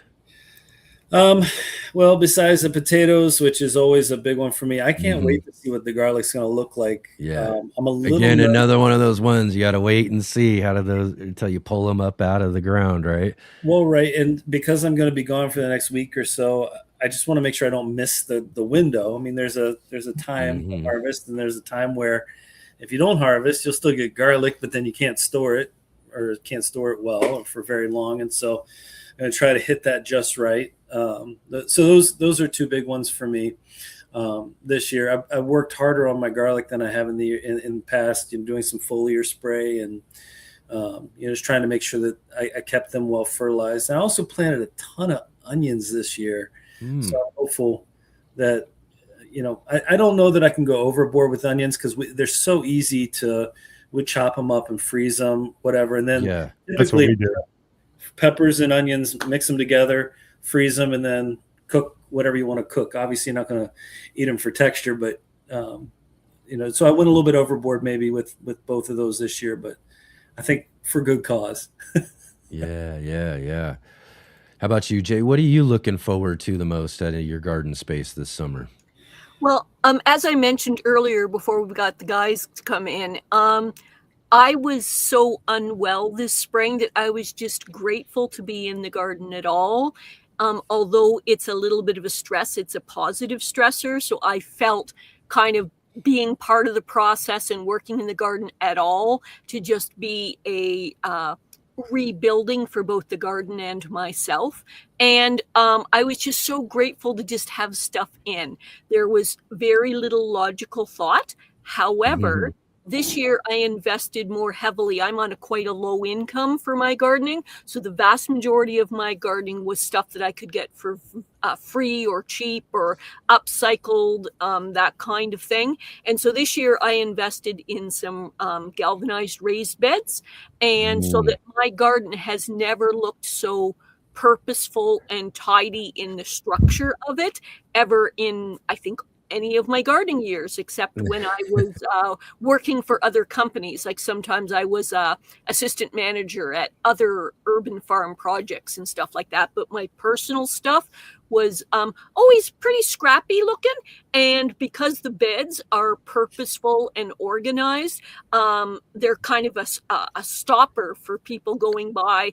A number of people go through the community gardens and just for a dog walk with the grandkids, just out for a little go around. And then they see my garden, which is still primarily done with upcycled materials. But because the raised beds now look so purposeful, people are like, whoa, what's going on here? And coincidentally, the plants that I did manage to get, again, bargain hunting, and I put in place, all of them, with a couple of rare exceptions, are looking luscious and full and beautiful. I don't know how much of it is the garden and how much is the gardener, but they're happening to go like that. So to be honest with you, I'm always in the mind to make my garden plot kind of like a teaching plot, whether I'm directly answering people's questions in the moment or whether just going by, they go, oh, I didn't know I could put cabbages that close together. Look what she's trying to do there. I wonder why. And often people, if I'm not there in that moment, they're like, oh, Jay, I wanted to ask you about blah, blah, about why I'm doing things. So some of the things that I'm doing in my garden are towards that idea. They're not technically teaching, but they're inadvertently kind of teaching. So for example, I'm finishing the final conditioning for straw bales, to try straw bale gardening. Now it's late in the season, and so I'm limited about what I can still put in there, but that doesn't mean nothing. So I've got to count my days on the calendar, but I'm just about at the end of that preconditioning you need to do. By the way, straw bale gardening is new to me and new to everyone in the region. So people are like, "You're doing what?" And the idea is that those straw bales, because I got them gifted to me last year.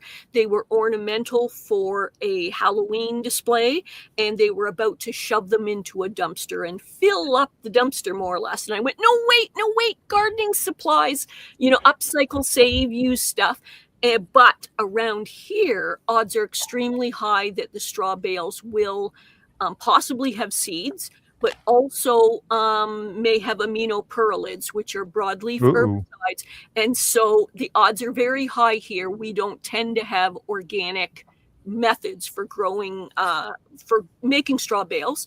So I wanted them in a garden, but not touching the soil yet. So they're on the pathways in kind of storage and have been over winter. And then I did a small bioassay, which is like the $50 word for test it out to see if it's all right. Soak that straw, put it in as a watering project for a quick product. So the plants you want to put in are things like peas or radish.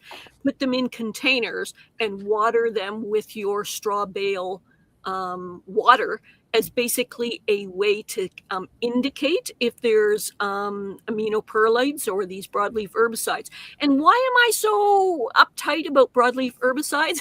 Ladies and gentlemen, in your garden, 99% of everything you're growing is broadleafed. So if you have pests, if you have herbicides in your straw bales, for example, in contact with your soil or your plants, they are an excellent resource, but if they have broadleaf herbicides, you are now killing your garden. And I personally know of 3 fairly major YouTuber gardeners who were a little too hasty in using straw bale as mulch or using it in different ways in their garden. And big disaster. It's a long story, but the short version is excellent resource. Test and verify, or age it out a long time in a safe place, and then you've got a fantastic garden resource. And I've done a very brief bioassay, not as complete as it should be, and I'm willing to, on the pathways of the garden, not contacting my soil, to try to grow some plants in there, as you might say, a second row of a bioassay. And if I'm wrong and there is some herbicides still remaining in there from the overwintering, in which they sat safely away from the soil and the plants, then I will have learned and sacrificed probably about 20 plants to learn better that, hey, they're not quite ready for prime time yet, or hey, they're a resource where I could grow extra plants in. And so that's the kind of projects that people are going, what is she doing over there? Which is very common in our thing about what is she up to now. And my intention is to try to educate and inform more formally, but just the fact that weird stuff is happening in the garden gets people talking. That's right. Yeah. Again, those fun garden experiments like that. I've never tried straw bale myself too, but it'd be fun. It'd be interesting to just give it a shot, see what it'd do. I'm sure it can use some spaces out there, but I like the discussion about, thinking a little bit more or a little bit deeper about these sort of chemicals and things that really, I don't want and use. And I'm a very pure organic gardener, and I don't want any of that sort of. In fact, I've had to talk a couple of my neighbors out of using things like Roundup and all of that sort of stuff. You know what I mean? Because it's just it's really not good. But some of these things do have their uses. They do have their needs. I really wish that they would really just sell them to professionals, though. You know what I mean? Versus, to the public, that sort of thing, because there are necessary and they have uses. But again, there are also ways that we can, like you're saying, take the time to test, take the time for them to break down and to become inert and all that sort of stuff, and then we don't have to really completely think of spaces or different types of things that we would grow in as completely lost because of some sort of use at some point in time as well too, because again, some good bioassays, some testing, some things like this that we can just really keep an eye on those sort of spaces just to kind of test and see where they are. Eventually it's going to come around and nature is going to take over those spaces again, and you'll be able to grow in them. So again, it's just there's a very hard line, black and white types of thinking when it comes to a lot of those sort of chemicals and stuff. And I think there's just a little bit more nuance to it that we can really kind of get into and think about just a bit more too, especially even for us pure organic gardeners who want to keep away from those sort of things. Sounds like a good idea for a show. I've got one in mind coming up. I know you did. So on this subject of the straw bales, total newbie with straw bale gardening, I'm learning from the University of YouTube of how things are, doing my own research and stuff like that, but I'm just guessing and figuring it out. So if there's anyone here in the audience, either in today's live chat or later in the comments after, in the replay, if anyone's got any tips or tricks or anything that they can give me, newbie to straw bale gardening, doing my best. But hey, if you've got any wisdom to slide along to me, I'm perfectly willing to hear it. For those of you that are in any way educated or informed about it, I'm somewhere around day 12 or 14 of the prep. So it's just about at the fading out section where the planting will probably happen in a day or two. But hey, even if you could have informed me about ways I could have done it better at days 1 to 10 or something of my preconditioning of the bales. But the key thing is that it's all new, it's all gardening, it's all positive, and I'm just eager to try something else new. Yeah, I will. Outlier does ask. Oh yeah. Real quick here though, Outlier's asking: is it possible to remove those herbicides from straw? Yes. My understanding, not as an expert, is the main thing is time will do it. So you put the bales in a place where they're not going to cause any harm. And just basically age them out. And I forget now, I won't be able to say off the top of my head the amount of time, but I believe the half-life is something like 6 months to a year, but something like about a year and a half or more gets most of those herbicides to leach out, and then they're no longer there. Again, not an I don't know exact times either though too, but I know I take whatever information I can get from the best possible source on half-life, and then I double that just to be safe. Me too. There is another method. What do you got, David? Solarization? No, well, that may be. The problem with a lot of aminopyralids is that the molecule is a large molecule, and it doesn't wash out of the soil very easily. And so, it has to break down. Solarization does good. And I don't remember the name of it, but there's actually a mushroom that will eat it. Okay. And if you go over to Jess over at Roots and Refuge, it was either beginning of last year. I think it was a year before. I think it was 24. She dealt with that, and she actually did a great episode on different kinds of mushrooms and such. What's the mycorrhizal fungi and stuff. And they actually had a lot of success. They had put a lot of highly poisoned compost into their greenhouses, the big big high tunnels that they have, and ended up growing mushrooms and getting it cleared out. And now, I mean, if you ever seen her high tunnels, they were all poisoned, and it took a little bit of time. It took a season, but she got them cleaned up and had some really good advice on the mushrooms. It was fascinating. It was just truly fascinating. I've heard things about certain types of enzymes that you can get and that sort of thing, because it's really like how they use a lot of like these enzyme type things for like some of those big cleanups that they do for some environmental things and stuff like that as well too, that do that. Just again, we need more information. We need to get a professional really talk about a lot of some of this stuff and these sort of things too. But I do have somebody in mind who's a real massive advocate for plants and plant life, who has some really I think some thoughtful points on some of these sort of things when it comes to chemicals and everything like that. So we will get into this discussion some more down the road.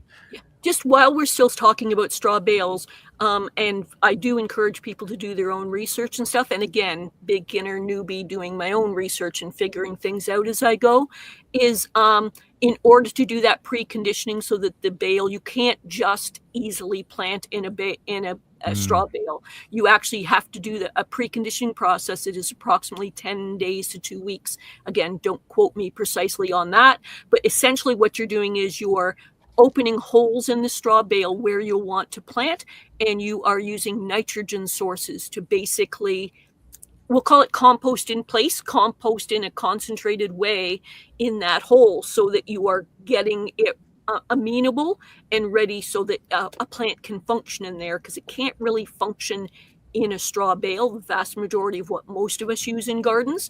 So you want to use a nitrogen source, and you can buy purchased nitrogen sources, and I will word this carefully, a nitrogen source from the gardener themselves, if you know what I'm saying. Yes. Which is not everybody's cup of tea, so to speak, but it is a natural method of getting that bale preconditioned so that it is ready. And it's not without its own issues, but there are different ways you can use natural resources to get that bale in shape. You can garden in it. And some of you can probably guess my choice. Yeah. I was just, what was it? I saw, or I can't remember where I saw it the other day or something, because I got most of my social media is gardening or something, but there was one of these little ads, or I don't know if someone created it or what, if it's real or not, but it's probably real. But the what was it, plant potty or something, like the potty, so like it's like a little urinal for your plants, and I'm like, oh no, I don't know about that, but yes. So I'm not saying it can be useful though. It can be useful. Some people are squeamish about that, but I'm not as squeamish. So yeah. So let me share a couple of plants that I've been moving through here. What do you got? Well, this is a plant that I actually got the seeds for this in Des Moines. Some of you may have seen the garden tour I did. This is blue indigo, and it's a shrub. Grows about 3-4 foot tall, and it makes these amazing purple flowers that it is just amazing. It's like it kind of reminds me of a azalea, but with just this brilliant purple flower. And so that's what I'm doing. And then the other one, and now previously I gave you a hack that had never made it off my channel. This is something that will probably never make it on my channel, because I have members that live on my blog, members to my channel that actually live on my blog, and I have subscribers. And when this spreads to their yards, I don't want them to know where it came from. But see, we don't have this plant in Florida, in Destin, at least not in our neighborhood that I've ever seen. We have something very similar called smooth cat's ear. But I'm wanting to get the root of this plant and try some tea or maybe something else out of it. But this is, and some of you will recognize it, it's a dandelion I got from Arkansas. We don't have dandelion here. Well, we didn't. We do now. And I'm going to grow some dandelions and see if I can actually harvest the roots of these things, because I want to try this dandelion tea thing. This wild. I got so many tea. Of them over here. No, everybody else does. And I don't know. I'll tell you one that's really cool though, and I grew, and they're not that easy to grow, but I did grow pink dandelion. I got some seeds from Baker Creek years ago, which was really great. But Yeah. Dandelions are great though. Yeah, people don't. It's one of those things, and I really respect Jay for doing things to help educate people. It's one of those things that it's an education thing, and Shawnee, who's here, of course, um, last spring she put out the Eat the Weeds challenge, and I took it very seriously, and I went through all my weeds and discovered I have a lot of edible weeds, and some of them are actually highly nutritious and taste pretty darn good. And I had so much fun with that. And I still in my monthly garden tours, I still talk about all the weeds that are out there, and I'll still pull up a Florida. It's a root. It looks like the tail of a rattlesnake, and it's white, but it's from Florida betony, and it's a scourge here. People say, well, if you dig down and take the roots, number one, it won't grow back. Number two, slice those up in little pieces and sprinkle them on your salad. It's this beautiful, very mild onion, delightfully crunchy root that's just delicious, and no one knows about this. And we got food all around us. For So sure. one of the comments that was just on there was Tambra Smith saying about dandelions being medicinal. They're not only medicinal, but they're actually indicators. The weeds that show up in your soil are trying to tell you something. And there are websites and channels and stuff you can look up, but basically they're soil indicators, and they're trying to tell you what is ailing or missing or whatever in your soil. Now, am I great at this? No, currently I'm not, but I'm telling you that when you have some particular plant that's not intentional, i.e. a weed, showing up, it's your soil trying to go, alert, alert, here's something wrong in my soil. Pay attention, learn some things. You can correct this if you make the effort. Or something right. Correct. Yes. Could be Help something Go right, either way. for sure. Yeah. Have you ever tried tasting some dandelion, Paul? It's bitter, and I don't It's like bitter. it. It's very good for you. All the parts of the plant are very good for you. I just don't like them. Young. You want them young before they get too bitter.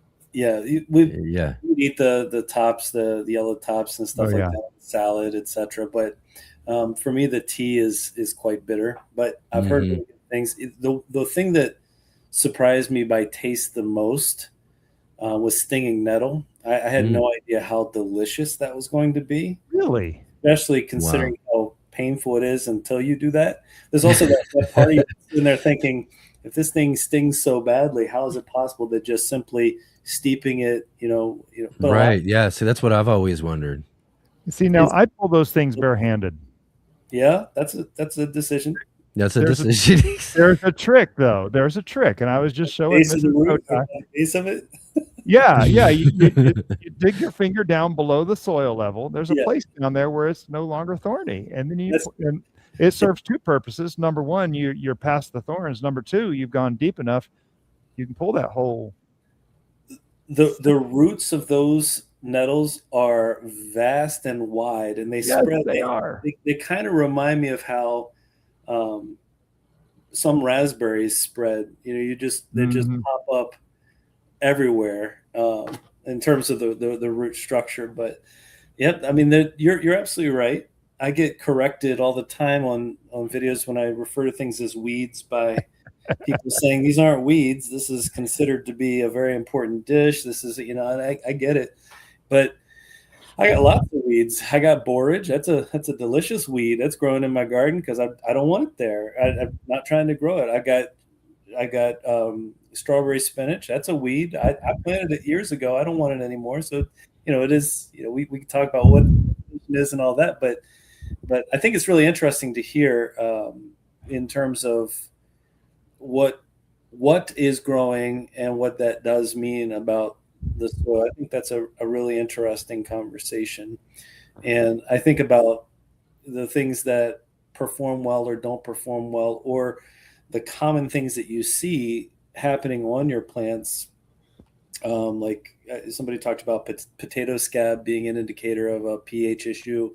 There's just different aspects of what your soil tries to tell you as the plants are developing that is interesting if you take enough time to try to figure out what that means.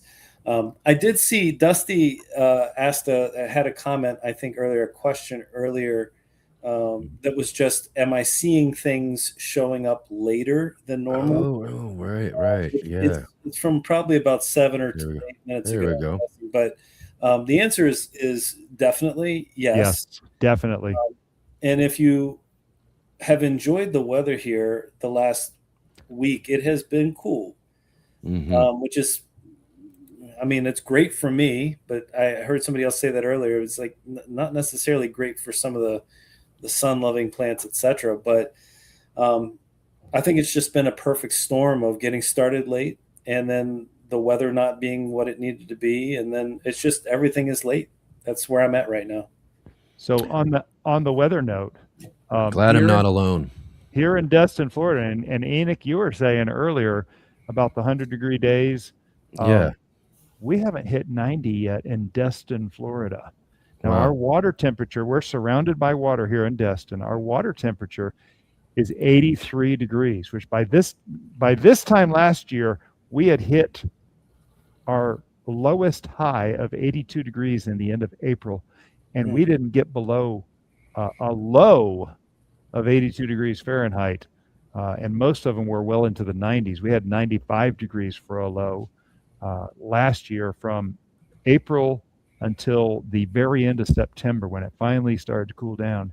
That's a long stretch. This year, we haven't even hit 90 yet as a high. And my garden is totally different this year by 2 to 4 weeks, I would say 2 to 4 weeks. Yeah, I can expect that. I think that's just, yeah.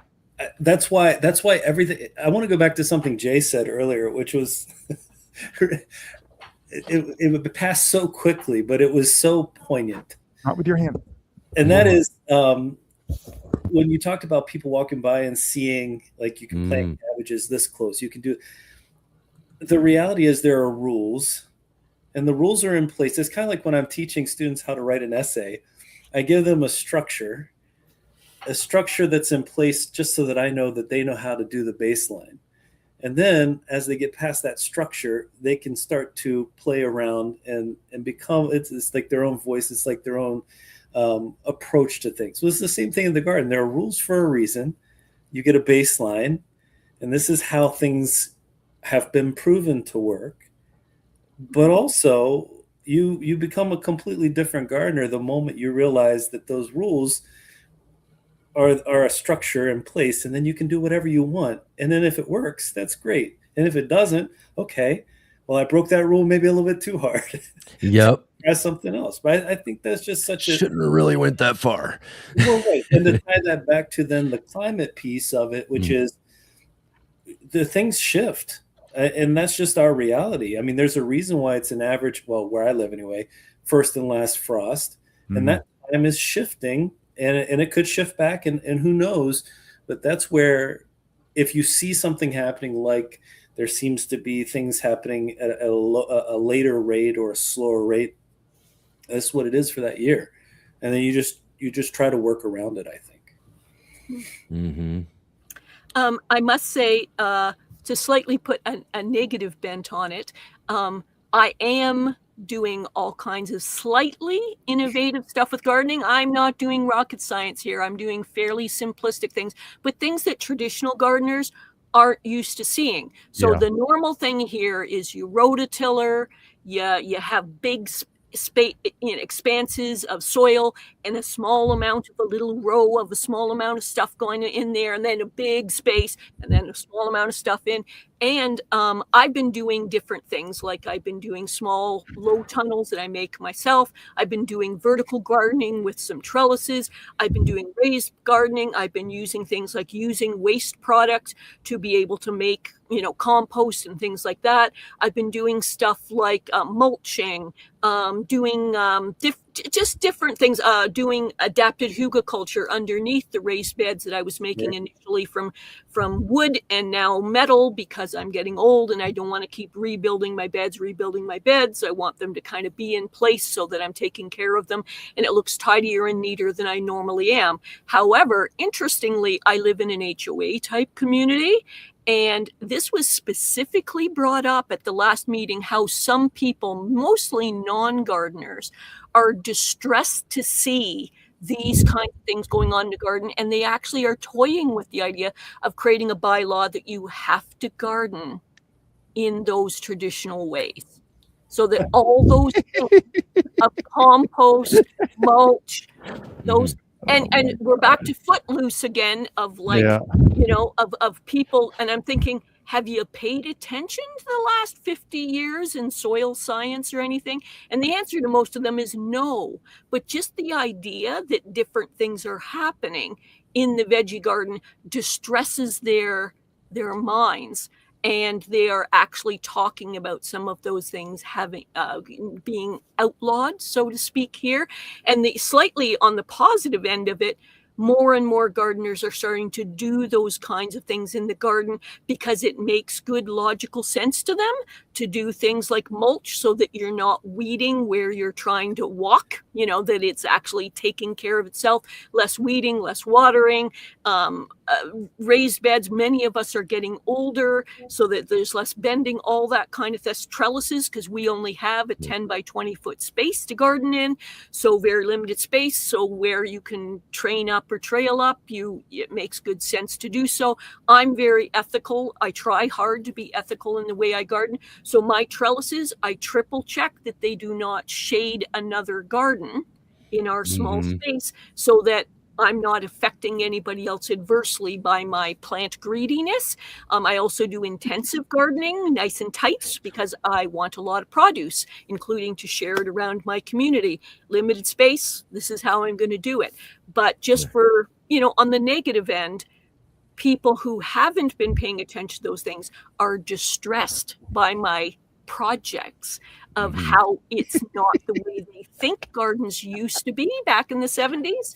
So it's so it's certainly been a point of discussion and multiple people brought it up. Yeah, I love it. Wild. It's just, when you get in those types of committee type living, it's just you get all the people who are nowhere near knowledgeable about things, who are trying to make the worst types of stipulations and rules and decisions. It's just ridiculous. Leave those things to the gardeners and all of that sort of stuff as well too. But here we are real quick. I hate to push it, but you know what? We are at this point where I could keep talking to all you guys for the next hour. This is illegal. We could keep going and going and going. I know. Oh, I hate this part of the show, to tell you the truth. You know me. I love to talk. I could sit here all day with all you guys. But we do have other lives, though, too. We got to get moving on, too. So real quick here, though, before I do let you go, I want to give you guys like a minute each here to kind of let us know what you got growing on, all that sort of stuff, where people can find you if they haven't met or been to your channels or anything yet. But let's go ahead and start with you, David, real quick. Bowtie Life on Facebook, YouTube, and TikTok. Bowtie Life _garden on Instagram. And I just got my Father's Day gift. We got the massive Bootstrap Gardener set. There's a video, should be coming out tomorrow on nice. Me getting my Heavy Father's duty Day gift. 6-packs. Oh, man. These things are awesome. I tell you what, we got the tall dome. I like this joke that I've seen before too. I'll say real quick is that, I don't drink anymore or anything, but I could take down a bunch of those 6-packs. There you go. That's it. Love it. Paul, how about you? Where we can find you and what's going on? Find me on YouTube at Guten Gardening. I post a little bit on other social media, but not so much that it's that important.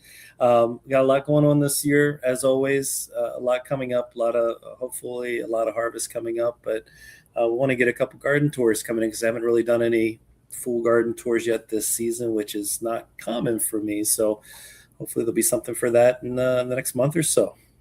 Awesome. That's really great. And again, too, Thank you guys so much, really, for all that you do to contribute and help us out here on the Let's Get Growing show in the gardens on Sundays. Keep an eye out for these guys as well too, as we get gearing up and getting these shows back to normal and all that sort of stuff. It's really, again, really great to have you all here with us to go on this gardening adventure together. And Jay, thanks again for coming and hanging out. We'll see more of you as we continue the conversation as we move along into this next week and everything as well too. But thanks guys for spending your time with us today. Really appreciate it. And we'll be right back here. Just one moment. Finish this off real quick here.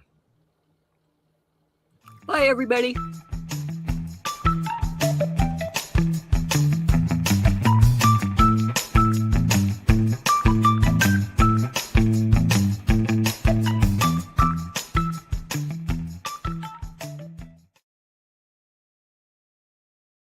All right. Here we go. Back at it again here. Lots and lots going on here as we get moving forward. We'll have more to talk about, some future guests and all of that sort of stuff as we get into next week. But definitely, everybody, be here tomorrow for the Sunday edition of the Let's Get Growing show. The Sunday edition of the Let's Get Growing show. Tomorrow is our monthly gardening book club. That's right. We had Paul from Guten Gardening and David from Bowtie Life with us here today from In the Garden. And we will be in the garden with our good friend live here on the show. Mr. NBC will join with us tomorrow. And we will also have with us, as we're featuring this month, Christy Wilhelmy's new addition to the Garden Variety series, Bolting to Seed. It's a garden variety mystery. So it's a great book. Just finished it up. Can't wait to talk to Christy all about her really fun garden fiction novel, which is really great, to be able to have all these different types of gardening books, but to have some fiction within our monthly gardening book club is really great. So we're welcoming Christy Wilhelmy back. In fact, she's the first return guest to our monthly gardening book club here with this new garden variety novel. I just really had so much fun. I really enjoyed that first book. And as I've told before, everybody as I found this book and Christy Wilhelmy and all of that through trying to create this show. In fact, I was going to name this show Garden Variety. It was going to be a garden variety show is what we were going to call it. But then I found her book and all of that, and it was really great. But can't wait for tomorrow. Come hang out with us tomorrow. Mr. NBC joining with us live on the show. And also, again, like I said, we got more things coming up this next week, next Saturday and Sunday. The idea is to have some more of our contributors join with us and hang out with us here on the show. I mentioned earlier we should have Brandy, the Suburban Gardenista, back with us again for garden trivia as we get this train rolling again. And also too, just another quick little note on the green room. The green room will be back. We're working on some details for some future shows and how we're going to run them and all of that sort of stuff. So we'll have announcements on that coming up in a few weeks as well too. So definitely be sure to come and hit that subscribe button, like I say too, so you can hit that bell notification and be notified of all of these upcoming shows and things that we've got as well too. Share with your friends, hit the like button on your way out. And again, everybody, I really appreciate you being here with me today for this great conversation with our good friends. And I look forward to seeing all of you for tomorrow's show. So come and join with us tomorrow. I'll see all of you then.